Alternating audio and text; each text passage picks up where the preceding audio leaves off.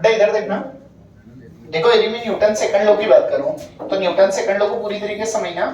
मैंने तुम लोगों से ये बोला था कि न्यूटन सेकंड लॉ जो बेस्ड होता है वो किस पर बेस्ड होता है, कंजर्वेशन ऑफ मोमेंटम पर। और मोमेंटम क्या होता है, मास इनटू वेलोसिटी। तो कंजर्वेशन ऑफ मोमेंटम पर ये किस तरीके से डिपेंड करता है कि बेटा न्यूटन ने अपने सेकंड लॉ में ये बताया था कि फोर्स जो होता है वो डायरेक्टली प्रोपोर्शनल होता है rate of change of momentum के। मतलब यदि हम बात करें तो इसमें क्या होगा, फोर्स जो होगा वो क्या होगा बेटा, डायरेक्टली प्रोपोर्शनल होता है किसका, rate of change of momentum. Rate of change of momentum का मतलब होता है कि मोमेंटम में टाइम के रिस्पेक्ट में कितना चेंज आ रहा है, ठीक है ना। उसको जनरली हम क्या बोलते हैं बेटा, न्यूटन सेकंड लॉ के अकॉर्डिंग ये चीज हम लोगों को पता चलती है। तो इसमें कांस्टेंट की वजह से कोई वैल्यू नहीं होती है। तो न्यूटन ने अपने सेकंड लॉ में सीधे सीधे ये बताया था F इज इक्वल टू क्या होता है, डेल्टा P अपॉन में कितना होता है, डेल्टा T। कितना होता है, delta P upon delta T। But actual में क्या होता है कि ये वाली चीजें जो निकाली जाती है वो एवरेज के लिए निकाली जाती है। किसके लिए निकाली जाती है, बट तुम खुद सोचो कि हमें ये पता है कि यदि टाइम इंटरवल बहुत छोटा हो तो F इज इक्वल टू हमारा कन्वर्ट हो जाता है dp अपॉन dt में, ठीक है ना। किसमें कन्वर्ट हो जाएगा, dp अपॉन dt में। अब हम लोगों को पता है कि मोमेंटम इज इक्वल टू क्या होता है, मास इनटू वेलोसिटी। तो यदि मैं यहां पर इसकी वैल्यू पुट करता हूं तो F इज इक्वल टू हो जाएगा d by dt और ये कितना हो जाएगा, मास इनटू वेलोसिटी। मैं थोड़ी देर के लिए बात कर रहा हूं बेटा कांस्टेंट मास पर। किस मास पर बात कर रहा हूं, तो तुमको एक चीज को सोचना कि यदि मास जो है, मास क्या रहेगा, कांस्टेंट। तो मास कांस्टेंट रहेगा तो change the velocity with respect to time acceleration के नाम से जाना जाएगा। मतलब जो वेलोसिटी में टाइम के रिस्पेक्ट में चेंज होगा उसको हम किस नाम से जानेंगे, तो मतलब फोर्स इज इक्वल टू हमारे पास जो इक्वेशन बनेगी वो मास इनटू एक्सेलरेशन बनेगी। मतलब फोर्स इज इक्वल टू जो फाइनल इक्वेशन बनेगी, force is equal to total कितना हो जाएगा, मास इनटू में कितना हो जाएगा बेटा, एक्सेलरेशन हो जाएगा। उसके बाद यदि मैं आप लोगों से बात करूंगी जैसे इसकी यदि स्टैंडर्ड इक्वेशन के लिए हम बात करें, सपोज करो कि यहाँ पर मास भी कांस्टेंट नहीं है और वेलोसिटी भी कांस्टेंट नहीं है, तो यहाँ पर कुछ चीजें चेंज होगी। जैसे मैं आप लोगों से बोल रहा हूँ बेटा F इज इक्वल टू, जब आप m को एज इट इज रखोगे तो आप डिफरेंशिएशन किसका करोगे, dv अपॉन dt का। उसके बाद नेक्स्ट कंडीशन में हम बोल रहे हैं कि जब हम v को एज इट इज रखेंगे तो हम डिफरेंशिएशन किसका करेंगे, dm अपॉन dt का। किसका डिफरेंशिएशन कर देंगे, dm अपॉन dt का। मतलब देखो ये फॉर्मूला आपका तब बना है जब इसमें मास क्या है, कांस्टेंट। तो मास कांस्टेंट है तो जो dv अपॉन dt है वो आपका क्या बन गया है, एक्सेलरेशन बन गया है। क्या बन गया है, और ये वाला फॉर्मूला आपका तब बना है जब ना आपका मास कांस्टेंट है और ना ही वेलोसिटी कांस्टेंट है। मतलब दोनों ही वेरी कर रही है, मतलब मास भी यहाँ पर कांस्टेंट नहीं है और वेलोसिटी भी कांस्टेंट नहीं है। उसके बाद बेटा एक फॉर्मूला आपका और बनता है, जैसे यदि मैं आप लोगों से यहाँ पर बात करूं कि वेलोसिटी हमारे पास क्या दी गई है, कांस्टेंट। तो तुमको सोचोगे कि वेलोसिटी कांस्टेंट है तो अब डिफरेंशिएशन किसका होगा, मास का होगा। तो F इज इक्वल टू हमारे पास कितना हो जाएगा, v, और ये वाला पार्ट कितना हो जाएगा, dm अपॉन dt। मतलब ये वाला जो मेजर पार्ट है वो कितना हो जाएगा, dm अपॉन dt। तो इसकी ये मेन तीन चीजें होती हैं। बाकी आप यदि ये फॉर्मूला याद रखोगे तो आप सब चीजें आसानी से बना सकते हो। ये फॉर्मूले याद रखने में देखो आपको सबसे बड़ा फायदा ये है, जैसे हम बात करें न्यूटन सेकंड लॉ की, तो पहली चीज तो इसमें ये पता होना चाहिए किस पर बेस होता है, कंजर्वेशन ऑफ मोमेंटम पर। कंजर्वेशन ऑफ मोमेंटम पर बेस होता है तो फोर्स डायरेक्टली प्रोपोर्शनल होता है किसके, rate of change of momentum के। तो F इज इक्वल टू क्या होगा, delta P upon delta T। Time interval को मैं बहुत छोटा ले रहा हूं, तो टाइम इंटरवल बहुत छोटा होगा तो F इज इक्वल टू क्या हो जाएगा, dp upon momentum is equal to क्या होता है, मास इनटू वेलोसिटी। अब मैं पहला केस ये ले रहा हूं कि पहले केस में मैं किसको कांस्टेंट मान रहा हूं, तो dv अपॉन dt हमारे पास क्या बन जाएगा, एक्सेलरेशन। तो फोर्स का मेजर फार्मूला क्या होता है, मास इनटू एक्सेलरेशन। मतलब फोर्स जो होता है वो एक्चुअल में क्या होता है बेटा, मास इनटू एक्सेलरेशन। अब यहां से आप फोर्स की चाहो तो यूनिट भी बना सकते हो।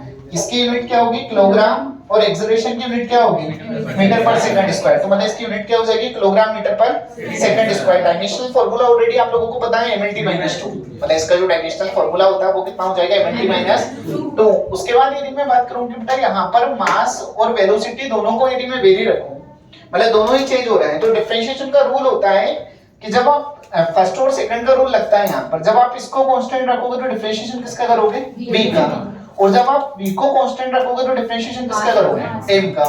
तो यहाँ पर मैंने वही करा बेटा, जब m कांस्टेंट है तो ये कितना होगा, dv अपॉन dt, और जब v कांस्टेंट है तो ये कितना होगा, dm अपॉन dt। अब इसी फार्मूले से आप सब चीजें बना सकते हो चाहो तो।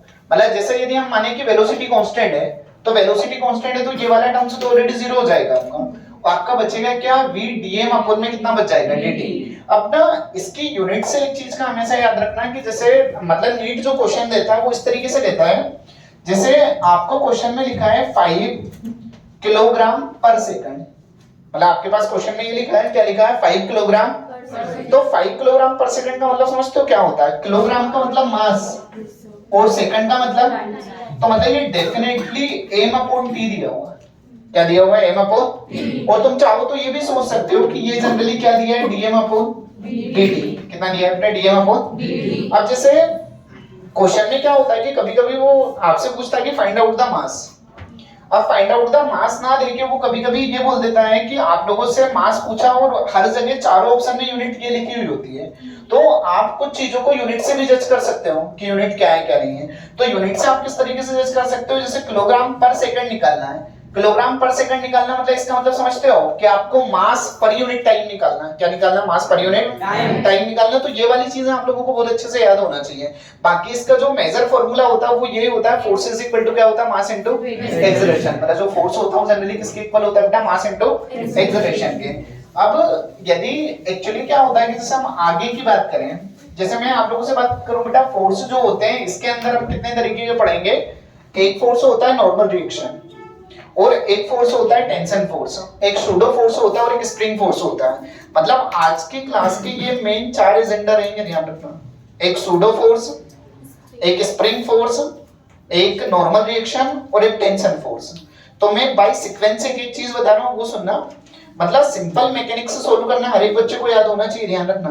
बिना सिंपल मैकेनिक्स से सोल्व करे हुए आप क्वेश्चन के अंदर नहीं जा सकते हो। यदि मैं नॉर्मल रिएक्शन की बात करूं, मतलब जैसे सबसे पहले फोर्स को मैं लेके चल रहा हूं, पहला फोर्स हम किसको लेके चल रहे हैं? नॉर्मल रिएक्शन को। हालांकि नीट ने कभी भी इससे क्वेश्चन नहीं बनाए हैं, ध्यान रखना। मतलब मैं आप लोगों से बात कर रहा हूं नॉर्मल रिएक्शन। नॉर्मल रिएक्शन का मतलब होता है कि ये फोर्स आपका तभी एक्ट होगा जब दो बॉडी कांटेक्ट में हो। ये वाला फोर्स जो है वो तभी एक्ट होगा जब दो बॉडी किसके अंदर हो, मतलब। और एक बात का ध्यान रखना बेटा, जो नॉर्मल रिएक्शन होता है वो हमेशा परपेंडिकुलर टू द सरफेस होता है। कैसा होता है? Perpendicular to the surface. जैसे मैं आप लोगों से सिंपल सी बात करूं, यहां पर जैसे मैंने एक ब्लॉक लिया और ये जो ब्लॉक है इसका मास हम क्या ले रहे हैं? m ले रहे हैं। तो ये वाला जो ब्लॉक है ये किसके कांटेक्ट में? अर्थ के कांटेक्ट में। तो तुमको सोचो, इसके वेट के कारण एक फोर्स तो इस पर नीचे लगेगा जिसको हम mg बोलेंगे, ठीक है ना? ये तो तुम लोगों को ऑलरेडी याद ही होना चाहिए कि इसके वेट के कारण एक फोर्स नीचे लगेगा जिसको हम क्या बोलेंगे? mg बोलेंगे। अब ये जो मास है वो यहाँ पर इसके कांटेक्ट में है, तो ये वाला सरफेस मास पर ऊपर लगाएगा नॉर्मल रिएक्शन n, और ये मास इस पर नीचे भी लगाएगा नॉर्मल रिएक्शन। बट एक्चुअली में क्या होता है कि मैं यहाँ पर तो बेटा ये यदि इक्विलिब्रियम में है, तो इक्विलिब्रियम का मतलब होता है कि जो n है वो किसके बराबर हो जाएगा? mg के बराबर हो जाएगा। n किसके बराबर हो जाएगा? उसके बाद बेटा जैसे इसमें एक और प्रॉब्लम होती है, block on block problem. Block on block problem का मतलब होता है एक ब्लॉक के ऊपर एक और ब्लॉक रखा हुआ है। जैसे यदि मैं आप लोगों से बात करूं, सपोज करिए कि यहाँ पर बेटा मैं दो मासेस मान रहा हूँ। एक मास जो है उसको हम बोल रहे हैं m1 है, और एक मास जो है उसको हम क्या बोल रहे हैं? m2 बोल रहे हैं। तो इस वाली प्रॉब्लम को सोल्व करना मैं बोल रहा हूँ कि इक्विलिब्रियम कंडीशन में। तो एक तो ये दोनों कांटेक्ट में है, ठीक है? तो यदि ये दोनों कांटेक्ट में है तो यहाँ पर एक्चुअली में क्या होता है कि m1 इस पर ऊपर फोर्स लगाएगा नॉर्मल रिएक्शन, और m2 क्या करेगा? इस पर नीचे फोर्स लगाएगा नॉर्मल रिएक्शन। क्लियर? तो एक नॉर्मल रिएक्शन तो इन दोनों के बीच में लग रहा है, तो इसको हमने क्या मान लिया? n1 मान लिया। कितना मान लिया इसको? n1। उसके बाद बेटा m1 पर एक ये वाला पार्ट भी तो नॉर्मल रिएक्शन लगाएगा, क्योंकि ये जहां जहां कांटेक्ट में वहां नॉर्मल रिएक्शन लगेगा। जैसे यदि मैं आप लोगों से बात करूं, ये डस्टर मेरे हैंड के कांटेक्ट में, तो मेरा हाथ इस पर जितना नॉर्मल रिएक्शन ऊपर लगा रहा है, ये डस्टर उतना भी नॉर्मल रिएक्शन कहां लगा रहा है? नीचे लगा रहा है। तो मैं उसी तरीके से बोल रहा हूं कि बेटा m1 पर एक और नॉर्मल रिएक्शन लगेगा जिसको हम क्या नाम देंगे? n नाम देंगे। अब यदि मैं इसकी फ्री बॉडी डायग्राम बनाऊं, जैसे मैं m2 को लेना चाहूं, तो m2 को ध्यान से देखना, इस पर एक फोर्स तो नीचे लग रहा है उसके वेट के कारण, इसको हम m2g नाम देंगे। क्या नाम देंगे? m2g। और एक फोर्स ऊपर लग रहा है जिसको हम क्या नाम देंगे? Normal reaction. तो मतलब यहाँ पर नॉर्मल रिएक्शन किसके बराबर हो गया? m2g के बराबर हो गया। किसके बराबर हो जाएगा? m2g के बराबर। उसके बाद सेकंड कंडीशन सुनना, यदि मैं m1 की बात करूं, किसकी बात कर रहा हूं मैं? तो m1 पर फोर्स कितने लग रहे हैं वो समझना था। m1 पर एक फोर्स तो नीचे लग रहा है जिसको हम क्या नाम दे रहे हैं? m1g। ये तो उसके वेट के कारण लगना ही लगना है, और एक फोर्स ऊपर लग रहा है नॉर्मल रिएक्शन है। अब स्टूडेंट यहाँ पर मिस्टेक क्या करते हैं, तुम ध्यान से देखो, ये दोनों फोर्स तो हमें इस पर क्लियर दिख रहे हैं, और बेटा ये M2 भी तो M1 को नीचे दबा रहा है ना, और M2 M1 को किस फोर्स से नीचे दबा रहा है, तो मतलब इस पर नीचे एक और फोर्स लगा जिसका नाम क्या है N1, और N1 हमने क्या निकाल के रखा है M2G। तो मतलब कुल मिला के ये N क्या हो जाएगा M1G प्लस कितना हो जाएगा M2G, कितना हो जाएगा N1G प्लस कितना हो जाएगा बेटा M2G। अब एक बात का ध्यान रखना, इससे तुम बहुत सारे क्वेश्चन ऑलरेडी बना सकते हो। जैसे यदि हम लोग बात करें जैसे एक में सिंपल सा एक क्वेश्चन लेता हूं, पहले वो समझना। जैसे मैंने बोला कि ये हमारे पास 5 kg है, कितना दिया हुआ है, उसके बाद मैं बोल रहा हूँ कि इसके ऊपर हमारे पास एक और ब्लॉक रखा हुआ है कितने kg का 3 kg का, उसके बाद इसके ऊपर मैंने एक और ब्लॉक रख दिया 2 kg का, कितने का रख दिया। अब ना इसके आंसर आप सीधे सीधे देखो दिमाग में, मतलब ऐसा नहीं कि आप लोगों को कॉपी पेन की जरूरत है, आप सीधे सीधे आंसर बना सकते हो। तुम सोचना इन दोनों के बीच में नॉर्मल रिएक्शन लग रहा है, तो ये इस पर नॉर्मल रिएक्शन ऊपर लगा रहा है और ये इस पर इसके कारण नीचे क्या लगा 2G, तो मतलब इस पर जो नॉर्मल रिएक्शन ऊपर लग रहा है वो जनरली 2G के इक्वल हो गया, मतलब 20 के इक्वल हो गया। किसके इक्वल हो गया 20 के। तो पहला आंसर आपका 20 आ गया। सेकंड आंसर की तरफ आप जब बढ़ोगे तो अब आगे सुनना बेटा, यहां पर यदि मैं 3 kg की बात करूं तो 3 kg का यदि आप फ्री बॉडी डायग्राम बनाओगे तो आप खुद समझना, मैं अब इन दोनों के बीच में निकाल रहा हूं नॉर्मल रिएक्शन, ध्यान रखना। तो 3 kg पर नीचे लगा जिसको हमने क्या नाम दिया 3G, ठीक है ना, क्या नाम दिया 3G। उसके बाद 5 kg इस पर ऊपर एक नॉर्मल रिएक्शन लगा रहा है, 5 kg इस पर एक नॉर्मल रिएक्शन लगा रहा है ना, तो 5 kg जो नॉर्मल रिएक्शन लगा रहा है उसको हमने क्या मान लिया N2 मान लिया, इसको N1 मानेंगे तो उसको हमने क्या मान लिया N2।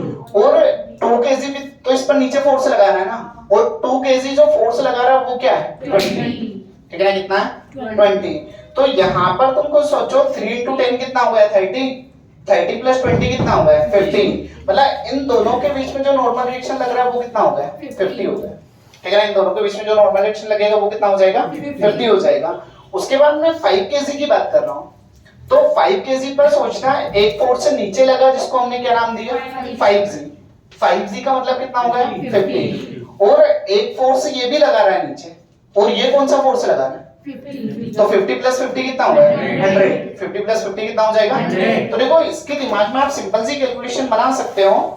इन दोनों पहले आप ऊपर से नॉर्मल रिएक्शन निकालते जाओ, इसका नॉर्मल रिएक्शन 2G के बराबर, किसके बराबर 2G, तो 2 into 10 कितना होगा 20, पहली चीज क्लियर है। उसके बाद इसका नॉर्मल रिएक्शन मतलब 3 kg मतलब 30 तो वही सही, 30 प्लस 20 कितना हो गया 50, कितना हो गया 50। तो इन दोनों के बीच में कितना निकल के आ गया 50। अब आगे यदि बढ़ोगे तो 5 kg का मतलब होता है 50, कितना होता है 50, और ये 50 और ये 50 कितना हो जाएगा, तो मतलब आप दिमाग में आपकी कैलकुलेशन बना सकते हो, क्लियर। मतलब जैसे यदि मैं इससे रिलेटेड एक और क्वेश्चन लेते हैं, जैसे यहाँ पर समझना, मैं बोल रहा हूँ कि ये ब्लॉक हमारे पास 3 kg का है और ये ब्लॉक हमारे पास 2 kg का है, तो तुमको सोचो यहाँ 20, यहाँ 30 और 20 50, अरे समझ में आ रहा है क्या बोल रहा हूँ, मतलब कुल मिला के ये है कि उसमें ज्यादा दिमाग लगाने की जरूरत नहीं, तुम डायरेक्ट सोल्व कर सकते हो उसको। मतलब 2 kg मतलब 20 और ये 20 को अभी चलने देना, 3 kg मतलब 30 और 30 और 20 कितना हो जाएगा 50। अब इसके ऊपर यदि आप एक और रखना चाहो, जैसे यहाँ पर आपने 1 kg लिख रखा, 1 kg मतलब 10 और 10 प्लस 20 30 प्लस 30 कितना होगा 60, 30 प्लस 30 कितना हो जाएगा।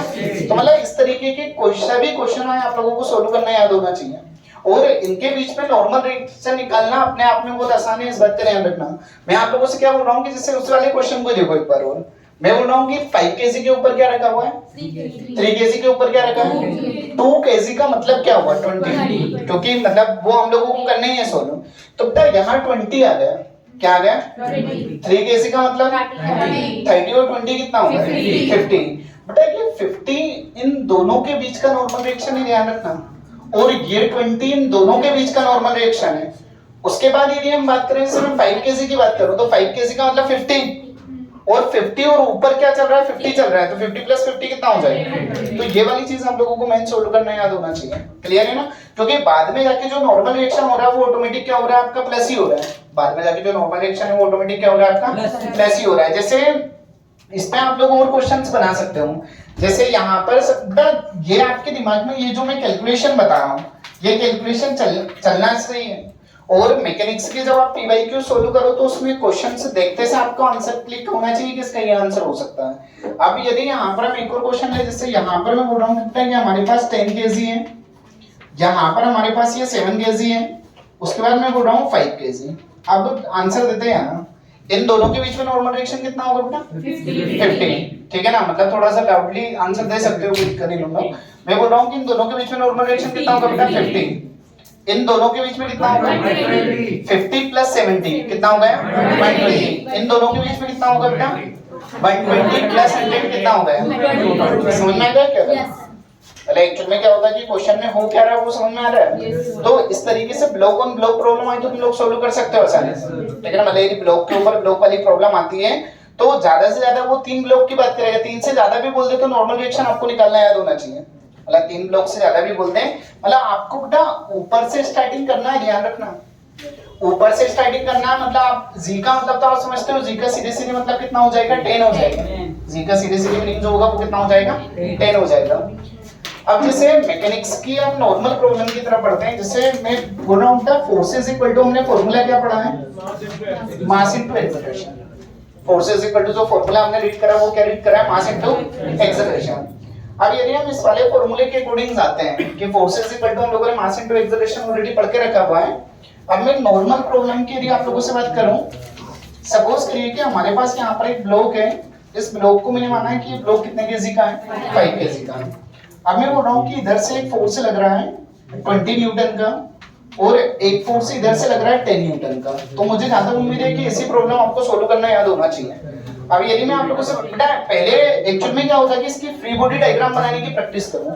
फ्री बॉडी डायग्राम बनाने की प्रैक्टिस करने से तुम्हें एक फायदा ये रहेगा, 5 नीचे क्या लगा? 5G ऊपर क्या लगा? n। मतलब तुम थोड़ा बोलते हैं ना तो तुम्हारी प्रैक्टिस हो जाएगी। मैं क्या बोल रहा हूँ कि नीचे क्या लग रहा है? 5G और ऊपर क्या लग रहा है? n। इस तरफ क्या लग रहा है? और इस तरफ क्या लग रहा है? बड़ा कौन है? तो एक्सेलरेशन किस तरफ होगा? 20 तरफ। तो मतलब नेट फोर्स क्या होगा? 20 माइनस 10 कितना होगा? 10 इज इक्वल टू 5 2 जा, तो a इज इक्वल टू हो गया 2 मीटर पर सेकंड स्क्वायर। तो मतलब इस तरीके के तो नॉर्मल क्वेश्चन से फॉर्मूले बेस्ड जो कि तुम लोगों को करना याद होना चाहिए। ठीक है, उसके बाद इसमें आगे भी हम बात करें बेटा, जैसे एक एंगल वाला क्वेश्चन वो समझना है, इसमें डेरिवेशन लाइन। एंगल वाले क्वेश्चन 37 का मतलब समझ में आता है ना? sin 37 मतलब 3/5, cos 37 मतलब और tan 37 मतलब 3/4। उसी तरीके से sin 53 मतलब 4/5, cos 53 मतलब और tan 53 मतलब मुझे जहां तक मेरे वो ट्रायंगल आप लोगों को रटे हुए होना चाहिए कि sin 37 की वैल्यू कितनी होती है, cos 37 की वैल्यू कितनी होती है। क्लियर? अब यदि मैं यहाँ पर नॉर्मली जैसे मैं क्वेश्चन लेता हूँ कि मैंने बोला कि ये ब्लॉक हमारे पास कितने केजी का है? 5 केजी का। ये क्वेश्चन की प्रैक्टिस में अभी तुम्हें इसलिए करवा रहा हूँ क्योंकि फ्रैक्शन में काम आएंगे, ध्यान रखना। इन वाले क्वेश्चनों की प्रैक्टिस करवाने का मेरा मेन रीजन ये है कि क्योंकि जब हम फ्रैक्शन फोर्स पढ़ेंगे तब ये काम आएंगे। अब मैं आप लोगों से बोल रहा हूँ कि बेटा जैसे सपोज करिए कि यहाँ पर एक फोर्स लग रहा है 10 न्यूटन का और ये जो एंगल बन रहा है, एंगल कितने डिग्री का है? 37 डिग्री का। कितने का बन रहा है? 37 डिग्री। तो इसका ये वाला कंपोनेंट हो गया 10 cos 37। cos 37 मतलब 4/5, तो 10 into 4/5, 5 2 10 मतलब कितना आ गया? कितना आ जाएगा? 8। उसके बाद मैं बोल रहा हूँ कि इसका सेम कंपोनेंट आपका इधर बन रहा है जो है 10 sin 37। कितना है? 10 sin 37 मतलब 3/5, तो 5 2 10 मतलब 2 into 3 कितना हो गया? 6। कितना हो गया? 6। इसका फ्री बॉडी डायग्राम बनाना है। 5 का नीचे क्या लगा? ऊपर क्या लगेगा? और एक और 6 भी लग रहा है। ठीक है ना, ऊपर एक और। बेटा एक्चुअल में क्या होता है कि फ्री बॉडी डायग्राम को सोल्व करना याद होना चाहिए क्योंकि फ्रैक्शन फोर्स में ये चीजें काम आएंगी, इसलिए मैं यहाँ पर सिखा रहा हूँ आप लोगों को। आगे मैं बोल रहा हूँ कि इस तरफ क्या लग रहा है? 8। ठीक है ना, इस तरफ क्या लग रहा है? तो बॉडी तो उधर ही मूव करेगी ना, और जब बॉडी उस तरफ मूव करेगी तो तुमको सोचो कि जो 8 है वो किसके बराबर हो गया? 5 के बराबर। तो a किसके बराबर हो गया? 8/5 के बराबर। इसको कैंसिल करके आंसर निकाल लो, जो भी आंसर आपके पास आता है। अब उसके बाद देखो एक बार इन्होंने क्या हुआ था कि बेटा जैसे यदि हम बात करें जेडब्ल्यू की, तो जेडब्ल्यू में इन्होंने एक रीजन वाले क्वेश्चन पूछा था नॉर्मली कि किसी भी चीज को पुश करना इजी होता है या पुल करना इजी होता है। अब पुश और पुल में दिक्कत क्या रहती है कि यदि आप जैसे ये ब्लॉक है आपके पास, इस ब्लॉक का मास मैंने m माना, यदि मैं इसको पुश करता हूं मतलब इसको ऐसे दबा रहा हूं, तो इसको मैं ऐसे दबा रहा हूं, तो सपोज करिए कि ये फोर्स एफ है, ये एंगल थीटा है, तो ये इसका कंपोनेंट हो गया एफ कोस थीटा और ये वाला कंपोनेंट हो गया एफ साइन थीटा। ठीक है ना, क्या हो गया एफ। तो यहाँ पर जो एफ साइन थीटा है इसको आगे बढ़ने में मुसीबत पैदा कर रहा है। मतलब किसी ब्लॉक को आप ऐसे दबा के देखना, मतलब वो इतनी आसानी से आगे नहीं बढ़ पाएगा। ठीक है ना, क्योंकि एक्चुअल में क्या होता है बेटा, एफ साइन थीटा जो है वो इसको हेवी बना रहा है। क्या बना रहा है? हेवी बना रहा है। उसी की तरीके से यदि मैं एक और चीज बात करूं, जैसे ये हमारे पास ब्लॉक एम है और इसको मैंने एफ फोर्स से पुल करा, तो एफ फोर्स से पुल करा तो यहाँ पर एंगल हमने क्या मान लिया? थीटा। तो इसका ये वाला कंपोनेंट कितना होगा और ये वाला कंपोनेंट कितना होगा? तो यहाँ पर पुश करने की कंडीशन में एफ साइन थीटा उसको और मतलब उसको और ज्यादा परेशानी में डाल रहा है, पर यहाँ पर एफ साइन थीटा इसको परेशानी में नहीं डाल रहा है। यहाँ पर एफ साइन थीटा इसकी लाइफ को इजी बना रहा है, इस बात का ध्यान रखना। तो इसलिए किसी चीज को पुश करना ज्यादा हार्ड होता है एज कंपेयर टू पुल करना। मतलब किसी भी चीज को पुल करना ज्यादा इजी होता है, क्या करना ज्यादा इजी होता है। तो ये पुश और पुल वाला क्वेश्चन आए तो उसमें, और उसका रीजन यही है। यहाँ पर रीजन क्या है कि एफ साइन थीटा क्या कर रहा है, इसको हेवी बना रहा है पुश वाली कंडीशन में, और यहाँ पर रीजन क्या है, एफ साइन थीटा इसको क्या बना रहा है, मतलब कुल मिला के यदि बोला जाए तो वो ज्यादा लाइटली बना रहा है, मतलब हेवी नहीं बना रहा वो, कुल मिला के देखा जाए। ठीक है, तो आप लोगों को ये वाली प्रॉब्लम सोल्व करना याद होना चाहिए कि प्रॉब्लम किस तरीके से सोल्व कर सकते हैं। ठीक है ना, मतलब ये तो एक नॉर्मल प्रॉब्लम है जो आप लोगों को सोल्व करना याद होना चाहिए। उसके बाद ये एंगल वाली प्रॉब्लम है, और एंगल वाली प्रॉब्लम में आप कंपोनेंट किस तरीके से करोगे वो आप लोगों को पता होना चाहिए कि हम कंपोनेंट किस तरीके से कर सकते हैं। अब तक मैं थोड़ा सा एक कंसेप्ट बता रहा हूँ इंक्लाइंड प्लेन का, फिर मैं इसके जो एग्जाम में जो टॉपिक्स आए हुए हैं उन्हीं टॉपिक की तरफ सीधे सीधे आगे मैं बढ़ जाऊंगा। यदि मैं इंक्लाइंड प्लेन वाला टॉपिक बताऊं तो मैंने उस टाइम पर भी आपको पढ़ाया था, और उस टाइम पे भी मैंने बोला था कि बेटा इस चीज को आप चाहो रट लोगे तो ज्यादा फायदे में रहोगे। मैं बोल रहा हूँ कि ये एंगल क्या है, थीटा, और ये मास क्या है, एम। ठीक है, ये वाला मास जो है वो क्या है, एम। अब मैं आप लोगों से, मैं डायरेक्ट कंपोनेंट लिख दूं क्या? मैं आप लोगों से बोल रहा हूँ कि बेटा इस पर ऊपर क्या लगेगा, नॉर्मल रिएक्शन। ठीक है ना, ऊपर क्या लगेगा, और इस पे इस तरफ नीचे क्या लगेगा, mg। तो mg के दो कंपोनेंट होंगे, ये वाला कंपोनेंट जो होगा उसको हम नाम लेते हैं mg cos थीटा। ठीक है ना, क्या नाम देते हैं, क्योंकि ये वाला एंगल जो है वो क्या है, थीटा, और इसका जो ये वाला कंपोनेंट होता है इसको हम क्या नाम लेते हैं, mg sin थीटा। ये हर एक बच्चे को याद होना चाहिए। मतलब इंक्लाइंड प्लेन के केस में ये वाला जो पार्ट में ले रहा हूँ ये A to Z हर एक बच्चे को याद होना चाहिए कि यदि इंक्लाइंड प्लेन की यदि मैं स्पेशली बात कर रहा हूँ और इंक्लाइंड प्लेन में यदि मैं बात करूँ तो बेटा इसका ये वाला कंपोनेंट क्या होता है, mg cos थीटा, और ये वाला कंपोनेंट क्या होता है, mg sin थीटा। मतलब इधर वाला कंपोनेंट क्या होगा, mg cos थीटा, और उस तरफ वाला कंपोनेंट क्या होगा, mg sin थीटा। जब मैं इसमें जो एग्जाम में टॉपिक आए हैं उनमें जाऊंगा तो आपको सीधे सीधे बहुत आसानी होगी।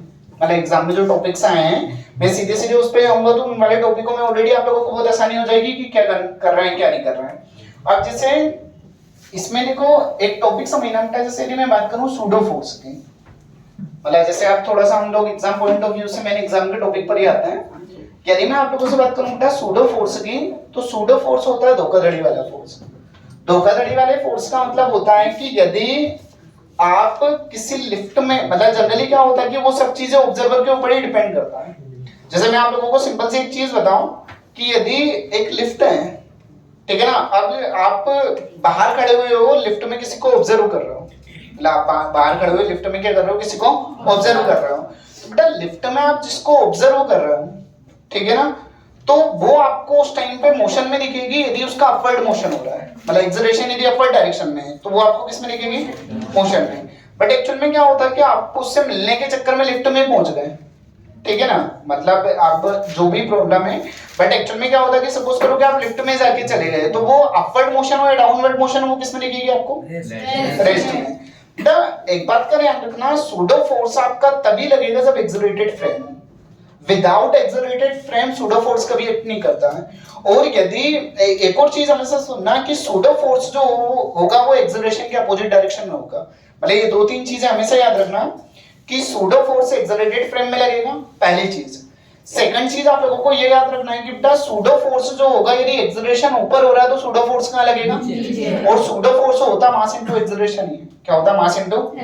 अब यहाँ पर आपके क्वेश्चन, मतलब दो कंसेप्ट पर आपके सबसे ज्यादा क्वेश्चंस पूछे गए हैं, दो कंसेप्ट पर क्वेश्चंस पूछे गए हैं। मतलब मैं आप लोगों से बोल रहा हूँ कि बेटा जैसे एक लिफ्ट है और लिफ्ट के अंदर एक व्यक्ति बंद है कोई भी, जिसका मास हम बोल रहे हैं कि m दिया है, कितना दिया है मास, m। तो यदि मैं आप लोगों से बात करूं कि इसका जो एक्सेलरेशन हो रहा है वो कहां हो रहा है, ऊपर, मतलब कुल मिला के यदि देखा जाए तो मैं अपवर्ड मोशन ले रहा हूं। कौन सा मोशन ले रहा हूं? एक बात का ध्यान रखना, ये इतनी इंपॉर्टेंट टॉपिक है कि क्वेश्चंस आ सकते हैं, मतलब ये वाले जो 2-3 टॉपिक है इसमें इतने इंपॉर्टेंट टॉपिक है कि क्वेश्चंस आ सकते हैं इसमें। मैं बोल रहा हूं कि इसका जो लिफ्ट है वो कहां जा रही है, ऊपर जा रही है। कैसे आ रही है? कभी भी देखना बेटा, जब लिफ्ट ऊपर जाएगी तो आपको ऐसा लगेगा कि हमारा वेट ज्यादा हो रहा है, वेट क्या हो रहा है, और जब लिफ्ट नीचे आती है तो बॉडी फ्री फॉल होती है। कैसी होती है? मतलब जैसे वो झूले वाला एग्जांपल जो हर बार मैं बताता हूं कि जब आप यहां से यहां तक जाओगे तो आपकी जिंदगी बहुत अच्छी रहेगी, बट आप जैसे आप यहां से यहां आओगे तो आपकी लाइफ बहुत, आप ऐसा सोचोगे बस उधर जाना चाहिए, झूले से कोई मतलब नहीं है, ठीक है ना। तो एक्चुअल में क्या होता है कि जब ये ऐसे जाता है तब वेट ज्यादा लगता है, बट जब ये सडनली जब ऐसे आता है तो वो वेटलेसनेस फील करता है। कैसे फील करता है? और वेटलेसनेस फील करेगा तो उसको ऐसा लगेगा कि हम में वजन ही नहीं है, बस ऐसे ही नीचे जा रहा है। क्लियर? तो इसलिए जब यहाँ से यहाँ आता है तो डर जैसा फील होता है। तो उसी तरीके से मैं आप लोगों से यहाँ, और बेटा एक बात का ध्यान रखना, अब इनकी ट्रिक आपके दिमाग में बनना चाहिए। ऐसा नहीं कि आपको अपवर्ड मोशन के लिए आ गया तो आप उसको पूरा का पूरा डेरिवेशन सोल्व करके अब भी सोल्व कर रहे हो। मतलब यहाँ पर पहले तो आप ये सोचो कि जैसे इस पर है, इसके वेट के कारण एक फोर्स से नीचे लगा जिसको हमने क्या नाम दिया, mg। अब ये इसके कांटेक्ट में तो लिफ्ट इस पर एक फोर्स ऊपर लगेगी जिसको हम क्या बोलेंगे, m बोलेंगे। अब इसका एक्सेलरेशन कहां हो रहा है, तो सूडो फोर्स कहां लगेगा, तो सूडो फोर्स को हमने क्या नाम दिया, m है। अब मैं बोल रहा हूं कि बेटा एक्चुअल में क्या होता है कि ये जो n है वो किसके बराबर हो जाएगा, ma प्लस mg के बराबर। मतलब नॉर्मल रिएक्शन किसके बराबर हो जाएगा, ma प्लस mg के बराबर। तो यदि मैं यहां से n = m कॉमन निकालूं तो ब्रैकेट में क्या हो जाएगा, a प्लस g, ठीक है ना। ब्रैकेट में कितना होगा, a प्लस g। अब मैं यहां से देखो एक नॉर्मली क्वेश्चन पूछ रहा हूं, वो सुनना। मैं बोल रहा हूं कि लिफ्ट के अंदर एक व्यक्ति बैठा हुआ है जिसका मास जो है वो 30 kg है। कितना लिया मास, 30 kg। अब मैं बोल रहा हूं कि उसके बाद मैं चाहूं तो पूरा लिफ्ट को भी मान सकता हूं, लिफ्ट का भी मास को भी मान सकते हैं। तो यदि 30 kg का है और यदि हमारे पास एक्सेलरेशन दिया रहे तो g तो ऑलरेडी आपको पता है 10 होता है। g कितना होता है बेटा, 10 होता है। उसके बाद सेम कंडीशन यदि यहां पर हम लेते हैं कि जैसे इसका जो मोशन है वो डाउनवर्ड मोशन हो रहा है। कैसा मोशन हो रहा है, मतलब बॉडी एक्सेलरेट कहां कर रही है, डाउनवर्ड डायरेक्शन। तो सूडो फोर्स कहां लगेगा, तो सूडो फोर्स ऊपर लगेगा तो इसका फ्री बॉडी डायग्राम नीचे क्या लगा, mg, ऊपर क्या लगा, ऊपर इक्वल लगेगा जो क्या होगा, ma क्या है, सूडो फोर्स। अब मैं बात करूं तो पता है यहां पर क्या हो जाएगा, n plus ma is equal to कितना होगा, mg। ma प्लस का उधर जाके इसका होगा, तो n इज इक्वल टू कितना हो गया, mg माइनस कितना हो गया, क्या कॉमन निकाले यहां से, तो यहां पर कितना हो जाएगा, g माइनस a, ठीक है ना। कितना हो जाएगा बेटा, g माइनस a। तो ये वाली चीजें आप लोगों को मेन पता होना चाहिए। और सपोज करो कि यदि लिफ्ट रेस्ट कंडीशन में तो क्या होगा, जो उसका वेट है वही नॉर्मल रिएक्शन होगा, ठीक है ना। मतलब यदि ये रेस्ट कंडीशन में है तो नीचे क्या लग रहा है, mg, और अब सूडो फोर्स लगेगा ही नहीं क्योंकि एक्सेलरेटेड फ्रेम नहीं है। कौन सी फ्रेम नहीं है, सूडो फोर्स हमेशा कहां एक्ट होगा, एक्सेलरेटेड फ्रेम में। ये ध्यान रखना, सूडो फोर्स हमेशा कहां आप एक्ट करोगे बेटा, एक्सेलरेटेड फ्रेम में। तो मैं बोल रहा हूं कि देखो अब आपके दिमाग में एक चीज याद रखना, यहां पर दो एक्सेलरेशन है, एक तो a और एक g। तो तुम खुद सोचो, force is equal to mass into acceleration. मतलब आप आपके दिमाग में एक कैलकुलेशन बिठा के रखना, मतलब मैं फॉर्मूला याद रखवाना हूं तुम लोगों को, force is equal to mass into acceleration. तो यदि अपवर्ड मोशन में होगा तो वेट बढ़ेगा घटेगा, बढ़ेगा। तो मतलब दोनों एक्सेलरेशन प्लस होंगे, तो मतलब फोर्स इज इक्वल टू आप सीधे सीधे कर सकते हो m, और यहां पर कितना होगा, a प्लस g, और ये जो फोर्स है वो नॉर्मल रिएक्शन। क्या है, नॉर्मल रिएक्शन। पहली चीज अपवर्ड मोशन में।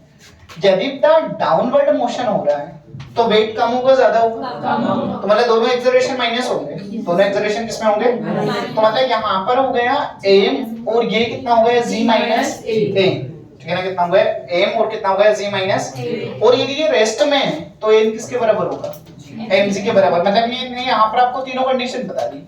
इसका मतलब ये है कि मोशन कहां हो रहा है, अपवर्ड, और मोशन अपवर्ड हो रहा है तो दोनों एक्सेलरेशन क्या हो जाएंगे, तो मतलब n इज इक्वल टू क्या हो जाएगा, n ब्रैकेट के अंदर कितना हो जाएगा, a प्लस g। उसके बाद मैं बोल रहा हूं बेटा कि यदि डाउनवर्ड मोशन हो रहा है तो दोनों एक्सेलरेशन क्या हो जाएंगे, और दोनों एक्सेलरेशन यदि माइनस हो जाएंगे तो यहां पर क्या हो जाएगा, m is equal to g minus a। और यदि रेस्ट में तो नॉर्मल रिएक्शन किसके बराबर हो जाएगा, mg के बराबर। मतलब एक्चुअल में क्या होता है, जब आप वेगिंग मशीन पर, वेगिंग मशीन का मतलब समझते हो, जो वेट मेजर करती है, यदि वेगिंग मशीन पर आप जाकर खड़े होते हो तो वो आपका नॉर्मल रिएक्शन बताती है। क्या बताती है?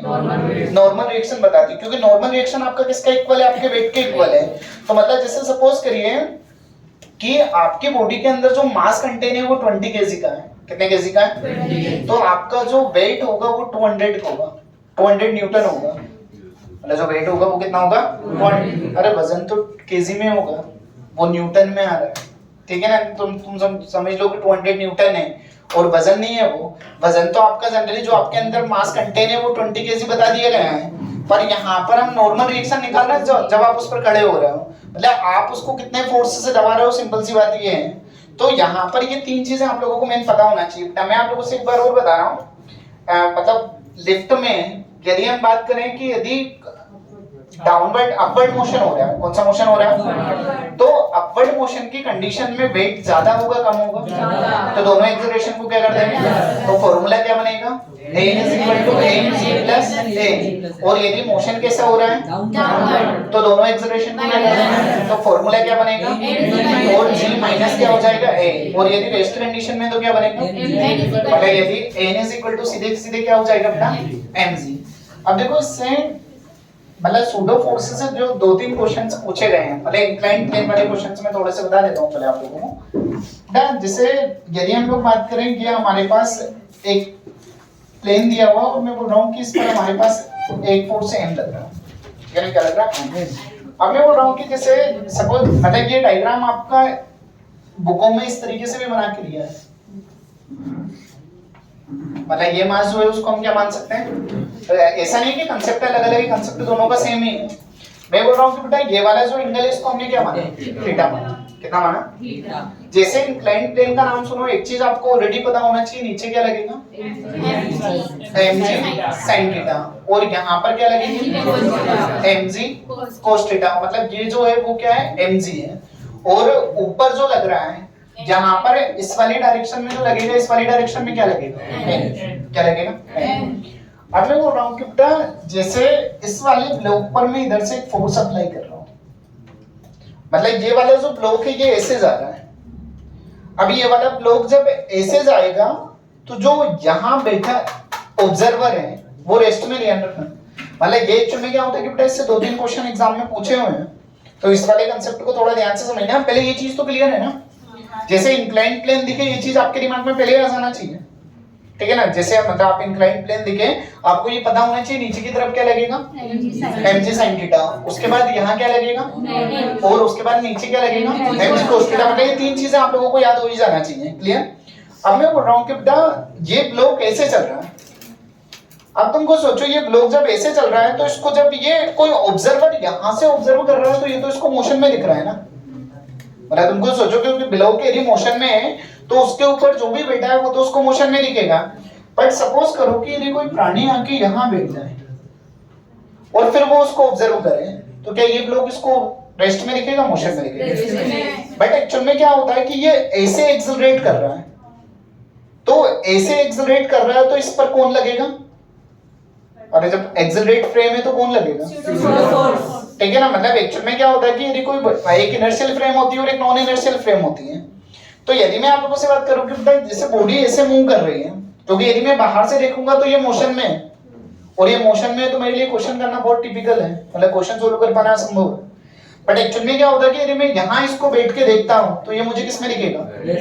बट मजबूरी ये है कि एक सूडो फोर्स भी लगेगा। क्या लगेगा? तो बेटा ये जो मतलब यदि बॉडी का एक्सेलरेशन इधर हो रहा है, मतलब मैं मान रहा हूँ कि इसका एक्सेलरेशन इधर हो रहा है तो सूडो फोर्स इधर लगेगा और वो क्या होता है? क्या होता है? अब एक बात का ध्यान रखना, यदि ये एंगल आपका थीटा है तो ये एंगल भी कितना होगा? और इसको भूल भी जाओ तो एक बात का हमेशा और एक और तरीका मैं बता रहा हूँ याद रखने का। अब इसके दो कंपोनेंट होंगे, तो एक कंपोनेंट इधर होगा जिसको हम नाम देंगे a में cos थीटा। क्या नाम देंगे? और एक कंपोनेंट इधर ही होगा जिसको हम क्या नाम देंगे? a में। ये सूडो फोर्स के कंपोनेंट है। किसके कंपोनेंट है? अब ना यदि तुम सोचो कि यदि आप इसको cos की जगह sin मान लो, cos की जगह क्या मान लो, तो जो a है वो किसके बराबर हो जाएगा? g के बराबर हो जाएगा, जो कि पॉसिबल नहीं है। तो यदि ये इसके पॉसिबल नहीं है तो मतलब यदि यहाँ साइन है तो डेफिनेटली इधर क्या आना चाहिए? और इधर कोस तभी आ सकता है जब सूडो फोर्सेस के साथ कितना एंगल बना रहा है, थीटा एंगल। मतलब एक्चुअल में क्या होता है कि इसे एंगल में आप ज्यादा कंफ्यूज मत होना कि एंगल कैसे निकालना है कैसे नहीं निकालना है। आप जनरली आपके तरीके से सोचना चीजों को। मैं बोल रहा हूँ कि नीचे क्या लग रहा है, mg sin थीटा, तो ऊपर वो कंपोनेंट होगा जो कोस वाला होगा। कौन सा होगा? तो बेटा ma के यदि दो कंपोनेंट होगा तो ये हो जाएगा ma cos थीटा और ये क्या हो जाएगा ma sin थीटा। तो बेटा यहाँ पर जो ma cos थीटा है वो किसके बराबर हो गया, mg sin थीटा के बराबर। यदि मैं इसके इक्विलिब्रियम में लूं तो ma cos थीटा किसके बराबर होगा, mg sin थीटा के बराबर। तो यहाँ पर क्या हो जाएगा, m से m क्या होगा, कैंसिल हो जाएगा।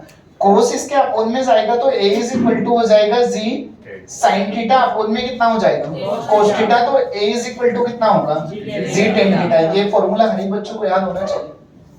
मतलब a इज इक्वल टू जो होता है वो कितना हो जाएगा बेटा, g tan थीटा। अब मैं बोल रहा हूँ कि मुझे नॉर्मल रिएक्शन क्या निकालना, क्या निकालना है। तो यदि मैं नॉर्मल रिएक्शन की बात करूं तो बेटा नॉर्मल रिएक्शन में दो केस बन रहा है, सुनना। नॉर्मल रिएक्शन किसके बराबर होगा, mg cos theta plus ma sin theta. तो यहाँ पर क्या हो जाएगा, mg cos थीटा प्लस कितना हो जाएगा a और यहाँ पर कितना हो जाएगा sin थीटा।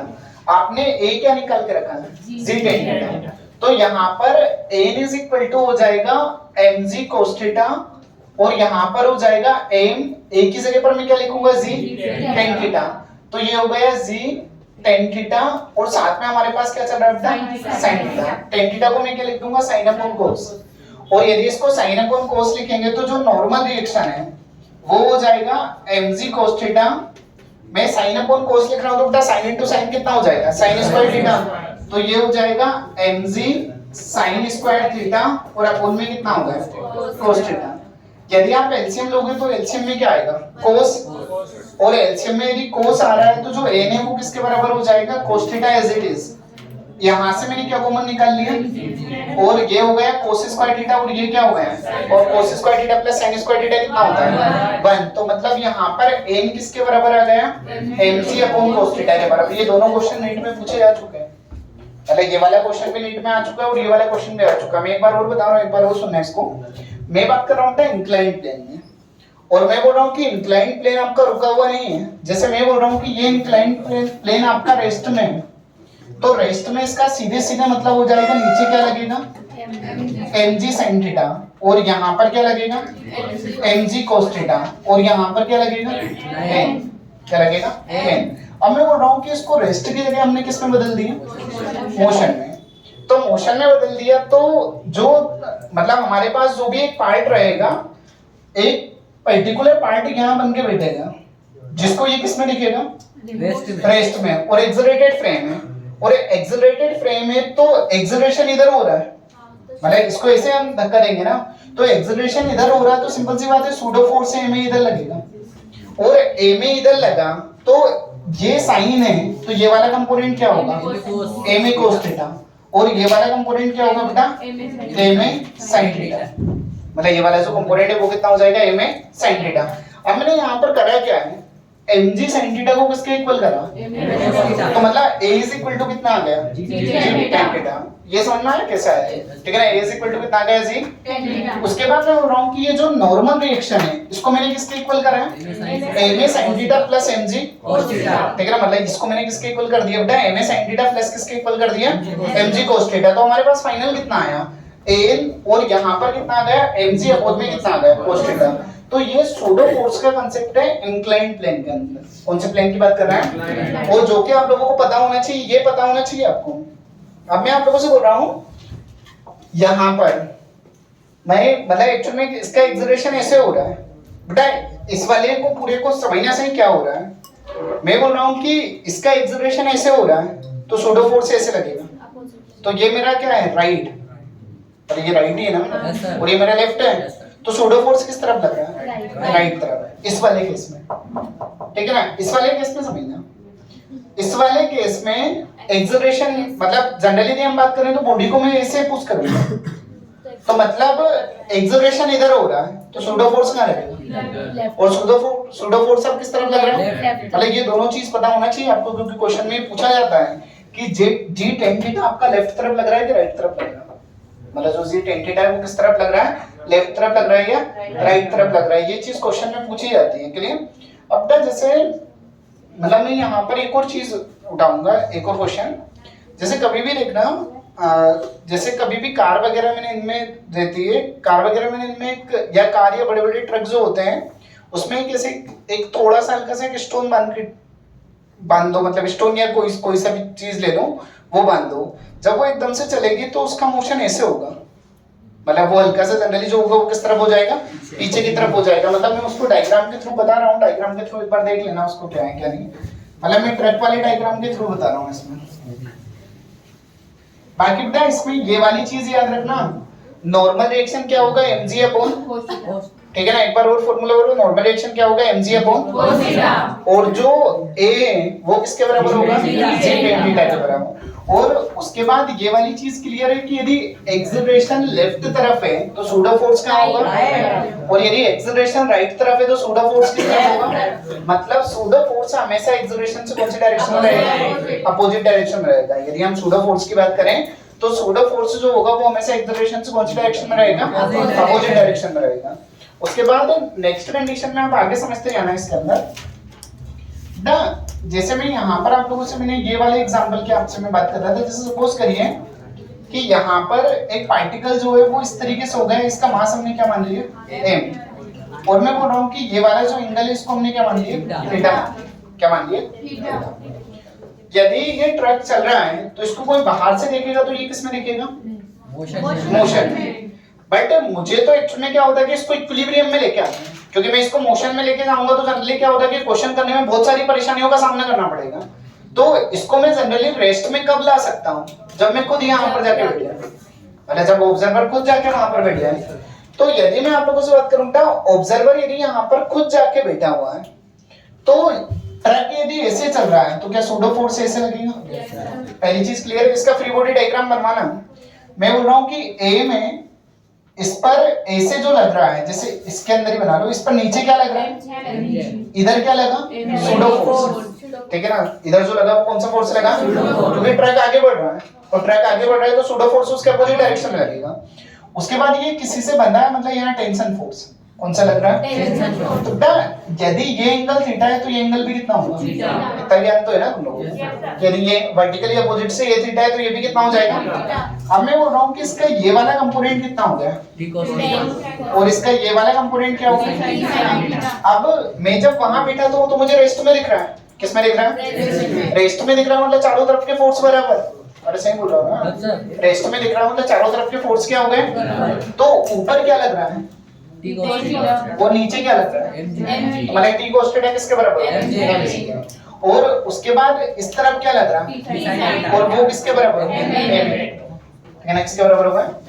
आप एक काम करो, सेकंड इक्वेशन को फर्स्ट से डिवाइड कर दो, तो t sin थीटा जो है इसके अपोज में कितना हो जाएगा, t cos थीटा, और यहाँ पर कितना हो जाएगा, a में अपोज में कितना हो जाएगा, m से मारा गया, t से t मारा गया, sin अपॉन cos कितना होगा, तो मतलब tan theta is equal to कितना होगा, a upon g। tan theta is equal to a upon g होगा, मतलब a इज इक्वल टू कितना होगा, g tan थीटा, ठीक है। मतलब a जो हुआ a जनरली किसके इक्वल हो जाएगा, g tan थीटा के इक्वल। तो मैंने देखो जो क्वेश्चन लिया है, क्वेश्चन मैंने नॉर्मली क्वेश्चन लिया है, और एक्चुअल में क्या होता है कि बेटा सूडो फोर्स है, ऐसे भले धोखाधड़ी वाला फोर्स है पर वो क्वेश्चन को आसानी बनाता है, ध्यान रखना। मतलब सूडो फोर्स जो है, मतलब एक्चुअल में क्या होता है कि इसको आप न्यूटन्स लॉ ऑफ मोशन से यदि सोल्व करोगे तो आधे से ज्यादा बीमार हो जाएंगे बेटा, ये वाली कंडीशन है। अब सूडो फोर्स ने क्या करा है कि जब कोई व्यक्ति यहाँ आकर बैठा है तो उसने उसको रेस्ट में ला दिया, किस में ला दिया, और रेस्ट में लाने के बाद बेटा हमें देखो सिंपल सा मैकेनिक्स है, उसके अलावा कुछ नहीं है उसमें। मैं बोल रहा हूँ कि ये एंगल हमारे पास थीटा है, तो ये किसी से बंधा है, मतलब ऊपर टेंशन फोर्स लगेगा, तो ये एंगल भी थीटा हो गया है, तो इसका ये वाला कंपोनेंट हो गया t cos थीटा, और ये वाला कंपोनेंट क्या होगा, और एक फोर्स इस पर नीचे लगेगा जिसको हम क्या नाम देंगे, और एक फोर्स उस तरफ लगेगा जिसको हम क्या नाम देंगे, a में नाम देंगे, क्या नाम देंगे बेटा। तो यहाँ पर क्या होगा कि जो t cos थीटा है वो किसके बराबर होगा, और जो t sin थीटा है वो किसके बराबर होगा, ma के बराबर होगा, किसके बराबर होगा, ma के बराबर। तो यहाँ पर t cos थीटा को हमने mg मान लिया और t sin थीटा को हमने क्या मान लिया। जब इस इक्वेशन को इस इक्वेशन से डिवाइड करोगे तो tan theta is equal to a upon g, तो a इज इक्वल टू कितना हो जाएगा जी टेन थीटा। मतलब कुल मिला के देखा जाए तो बेटा इसमें इतने तरीके के क्वेश्चंस बनते हैं मैकेनिक्स वाले, मतलब सूडो फोर्स से रिलेटेड जो क्वेश्चंस होते हैं वो इतने बनते हैं। क्लियर? और बेटा एक्चुअल में क्या होता है कि हमेशा मतलब थोड़ा सा ये चीज का ध्यान रखना, किसी भी कंपटीशन को निकालने के लिए आपके अंदर पैशन होना चाहिए। बिना कंपटीशन एग्जाम बिना पैशन के कभी नहीं निकलता है, इस बात का ध्यान रखना। और यदि आप जिंदगी में लगता है आप लोगों को आप बहुत ज्यादा परेशान हो तो कभी भी किसी पागल खाने में जाके बैठ जाना और वहां पर लोगों को देखना, तुम्हें लगेगा कि यार इनसे तो हम लोग काफी अच्छे हैं। मतलब उन लोगों को यदि तुम देखोगे तो उनसे तुम्हें यही फील होगा इन लोगों से तो हम काफी अच्छे हैं। या फिर ऐसा हो तो किसी शमशान के पास जाके बैठ जाना एक आध घंटे, ठीक है ना? तो वहां पर जो जलता हुआ प्रतीक होगा वो तो कुछ तो ऐसा लगेगा कि कम से कम ये तो हमारे से कम एज का भी जल रहा है यहाँ पे, तो कम से कम हम जिंदा तो है।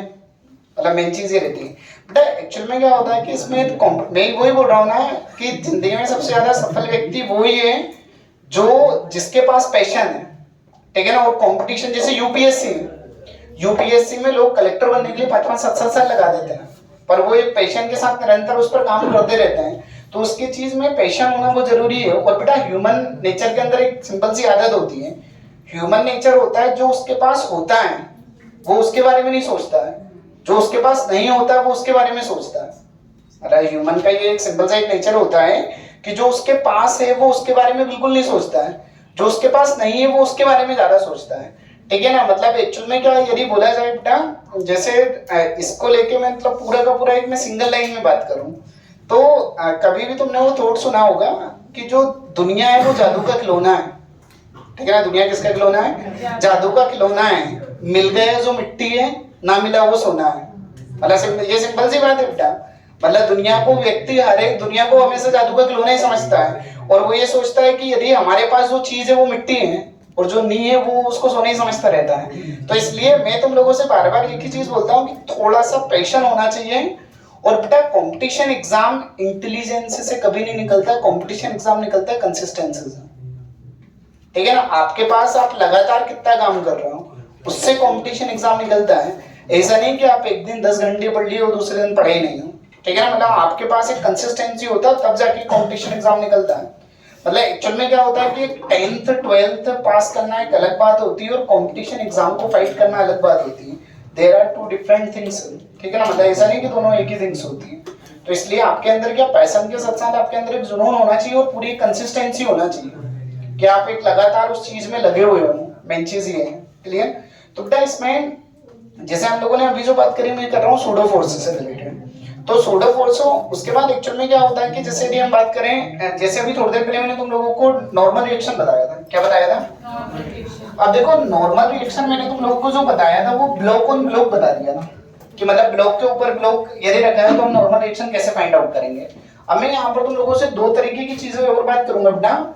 एक मैं आप लोगों से डिस्कस करूंगा टेंशन फोर्स को लेके और एक नॉर्मल रिएक्शन में सिंगल लाइन में बात करूंगा।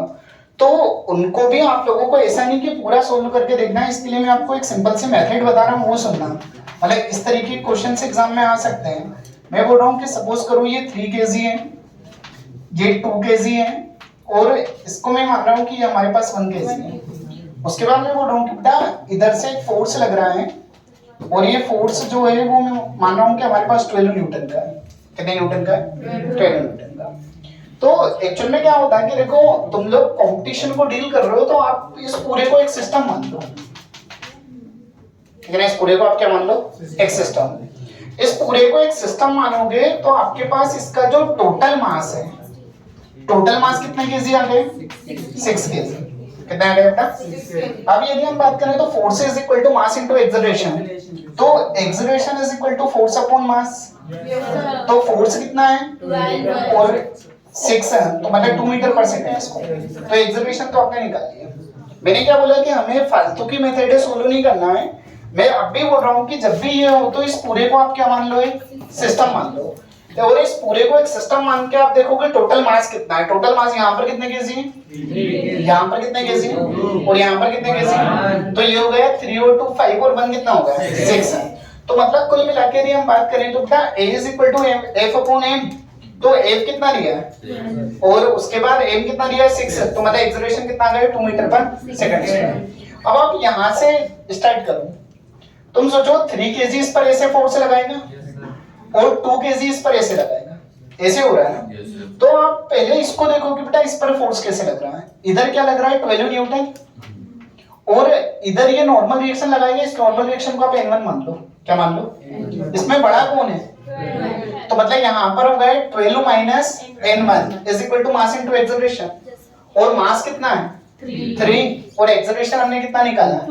2। तो 3 into 2 कितना होगा? 6। अब 12 minus 6 is equal to N1, तो N1 कितना आ गया? 6। मतलब N1 जो आया, N1 कितना आ जाएगा आपके पास? 6 आ जाएगा। अब आपको नॉर्मल रिएक्शन इन दोनों के बीच में निकालना है। तो इन दोनों के बीच में नॉर्मल रिएक्शन निकालना है, तो क्यों ना आप केवल 1 kg को ले लो। किसको ले लो बेटा? 1 kg पर केवल एक ही फोर्स लग रहा है। जो कौन लगा रहा है? 2 kg लगा रहा है। तो 2 kg इसको उधर धक्का दे रहा है ना, और 2 kg इसको उधर धक्का दे रहा है। तो मतलब यहाँ पर N2 किसके इक्वल हो गया? 1A के इक्वल।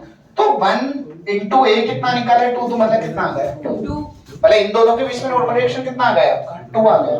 और इन दोनों के बीच में नॉर्मल रिएक्शन कितना है? 6। आप चाहो तो इसको भी मान सकते हो, बट इस पर परेशानी ये है कि इस पर ये इधर फोर्स लगा रहा है और ये इधर लगा रहा है। पर हमें तो मतलब आपका तो मेन टारगेट ये है कि हमें इन दोनों के बीच का निकालना। मतलब आपका तो मेन टारगेट ये है ना कि हम लोगों को जो फोर्स निकालना है वो इन दोनों के बीच का निकालना है। तो मैं बोल रहा हूँ कि 3 kg पर इधर क्या लग रहा है?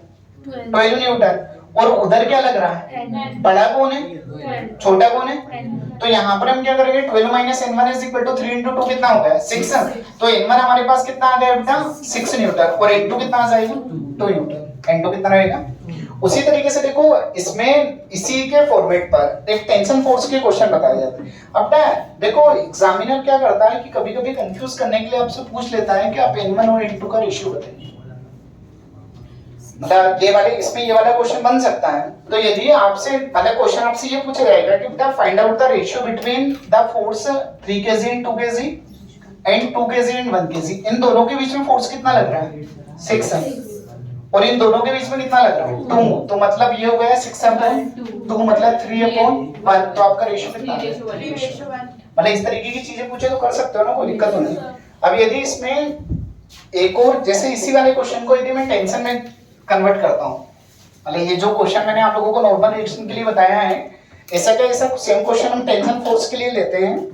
जिसमें मैं बोल रहा हूँ बेटा जैसे सपोज करिए कि हमारे पास ये ब्लॉक दिए हुए हैं, इसका मास हमने कितना माना? 3 kg, इसका मास हम मान रहे हैं 2 kg, और उसके बाद इसका जो मास है वो हम मान रहे हैं 1 kg। अब एक बात का ध्यान रखना, यदि मैं फोर्स इधर से लगा दूंगा तो इसमें टेंशन खत्म हो जाएगा, ठीक। तो मतलब मुझे फोर्स कहीं ना कहीं इधर से लगाना है 12 न्यूटन। तो इसमें भी आप वही चीज याद रखो, आप क्या करो कि इस पूरे को एक सिस्टम मान लो। इस पूरे को एक सिस्टम मानोगे तो टोटल मास कितना है? 3 2 5 और 1 कितना हो गया? तो मतलब टोटल मास कितना हो गया? और फोर्स कितना है? तो एक्सेलरेशन कितना हो गया? 12/6 मतलब कितना आ गया? 2।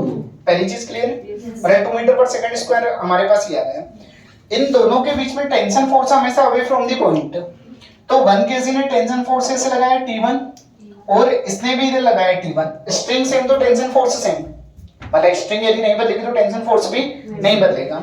2 kg पर टेंशन फोर्स ऐसे लग रहा है और 3 kg पर ऐसे लग रहा है, क्लियर। यदि आप T1 निकालना चाहोगे तो आप इसका फ्री बॉडी डायग्राम बनाओ। उधर कितना लग रहा है और इधर क्या लग रहा है? बड़ा कौन है? छोटा कौन है? तो मतलब ये हो गया 12 minus T1 is equal to mass into acceleration. Mass कितना है और एक्सेलरेशन कितना है? 2। ठीक है ना, मतलब एक्सेलरेशन जो दिया है वो कितना दिया बेटा? 2 दिया है। 1 into 2 कितना हो गया? 2। अब ये T1 उधर गया माइनस का, सॉरी प्लस का, और ये 2 इधर आया माइनस का, तो मतलब T1 इज इक्वल टू 10। ठीक है, T1 इज इक्वल टू कितना आ गया? और टेंशन फोर्स है तो ये तो न्यूटन में रहेगा। टेंशन फोर्स से मतलब किसमें रहेगा? न्यूटन में। उसके बाद आगे समझना, जैसे इन दोनों के बीच में निकालना है तो इसको भूल जाओ, इसको लो ही मत ना, क्योंकि ये ज्यादा परेशान करेगा। आप इसको ले लो, केवल 3 kg पर केवल एक ही लग रहा है, वो क्या है? T2। और T2 मतलब force is equal to mass into acceleration. Force is equal to क्या होगा? मास इनटू में कितना होगा? एक्सेलरेशन। तो बेटा मास कितना है? 3 और एक्सेलरेशन कितना है? तो मतलब हमारे पास कितना आ गया? 6 आ गया। ठीक है, कितना आ गया? 6। तो यहाँ पर टेंशन फोर्स 10 न्यूटन है और यहाँ पर टेंशन फोर्स कितना है? यदि आपसे पूछे कि what is the ratio of T1 and T2 तो बता सकते हो। T1 कितना है? 10 और T2 कितना है? इन दोनों को डिवाइड कर दो, यहाँ पर 5 आ गया, यहाँ पर तो मतलब यहाँ पर कितना आ गया? 5/3। ठीक है, कितना आ गया? 5/3। इस वाले क्वेश्चन को मैं थोड़ा सा हल्का सा चेंज कर दूं, क्वेश्चन समझना है ये कहीं। मैं बोल रहा हूँ कि यहाँ पर लग रहा है हमारे पास 8 न्यूटन, सॉरी हाँ यहाँ पर मान के चलो कि 8 न्यूटन लग रहा है। कितना लग रहा है? आंसर देना उसका जो मैं पूछ रहा हूँ उसका। अब सपोज करिए कि बेटा वहां पर आपके पास कितने न्यूटन लग गए? 8 न्यूटन। अब यहाँ पर नेक्स्ट कंडीशन में इस तरफ मैं आप लोगों से बोल रहा हूँ कि जैसे यहाँ पर लग रहा है 20 न्यूटन। कितने न्यूटन लग रहा है? तो इसमें आप मुझे टेंशन फोर्स और एक्सेलरेशन फाइंड आउट करके बता सकते हो क्या? बेटा मेरी बात सुनना, हाँ एग्जैक्ट, क्योंकि दोनों फोर्स अपोजिट डायरेक्शन में, तो ज्यादा भारी कौन है? 20। ज्यादा भारी कौन है? 20। तो 20 यदि ज्यादा भारी है तो मतलब 20 माइनस 8 12, और टोटल मास 32516 है। 12 अपॉन 6 कितना होगा? तो मतलब एक्सेलरेशन 2 आ गया। कितना आ गया? 2। उसके बाद सुनना, जैसे आपको टेंशन फोर्स से निकालना, ये देखो ये इधर जाएगा ना, तो 20 माइनस टी मतलब 20 minus T2 is equal to mass into acceleration. Mass कितना है? एक्सेलरेशन 3 into 2, 20 माइनस 6 14, तो T2 कितना आ गया? अब T1 में करना आसान है। T1 में पर मिस्टेक हो जाती है, ध्यान रखना। मैं बोल रहा हूँ कि आप इसको लो, ठीक है ना? यदि आप इसको लोगे तो आप ध्यान से देखो इधर क्या लग रहा है? इधर क्या लग रहा है? बड़ा T1 ही है ये। अरे उधर ही जाएगा ना बॉडी, जब मतलब एक्चुअल में क्या होता है, जिधर एक्सेलरेशन हो रहा है वो बड़ा है, तो मतलब बॉडी उस तरफ मूव कर रही है, और बॉडी उस तरफ मूव कर रही है, तो मतलब T1 किससे बड़ा है? 8 से। तो T1 माइनस कितना हो गया? 8 is equal to mass into acceleration मतलब 1 है। तो 1a मतलब a कितना? 2, तो 2 प्लस 8 कितना होगा? 10। तो T1 कितना होगा? 10। अब T1 और T2 का रेशियो निकाल लो। 10 अपोन में कितना आ जाएगा? 14, 5, और यहाँ पर कितना आ गया? 7। तो मतलब ये कितना होगा? 5/7। कितना आ गया? 5/7। तो बेटा ये वाली चीज आप लोगों को, अभी मैं एग्जाम देने गया था तब उसमें सेम क्वेश्चन आया था ये कहीं, मतलब अभी जो मेरा वाला एग्जाम था तो उसमें बेटा ये क्वेश्चन आप लोगों को सोल्व करना याद होना चाहिए कि आप क्वेश्चन को इनको किस तरीके से सोल्व कर सकते हो। क्लियर? और एक इसमें जो होता है बेटा, जैसे लास्ट जो पार्ट बचता है उसमें रहता है पुली वाली प्रॉब्लम। पुली वाली प्रॉब्लम में क्या होता है कि जैसे आपके पास एक स्ट्रिंग दी हुई है, उससे 2 मासेस बंधे हुए हैं। मैं आप लोगों से बात कर रहा हूँ, जैसे यहाँ पर समझना, मतलब इसमें बस नॉर्मली लेवल के क्वेश्चन पूछे जाते हैं। जैसे ये वाला मास हमने मान लिया कि 2 kg दिया है, और ये वाला मास हमने मान लिया है 4 kg दिया है। अब ना आप एक बात करें ना, इस पर टेंशन फोर्स ऊपर, इस पर भी टेंशन फोर्स ऊपर, इसका इस पर नीचे क्या लगा, और इस पर नीचे क्या लगा, इसका एक्सेलरेशन और इसका एक्सेलरेशन ऊपर। ये वाली चीज समझ में आती है ना? अब मैं यदि आप लोगों से बात करूं बेटा, आप इसका फ्री बॉडी डायग्राम बनाओगे तो इसका एक्सेलरेशन कहाँ हो रहा है? नीचे। तो नीचे हो रहा है, तो मतलब 4g बड़ा है किससे? t से, is equal to mass into acceleration. पहली चीज क्लियर? उसके बाद इसका एक्सेलरेशन कहाँ हो रहा है?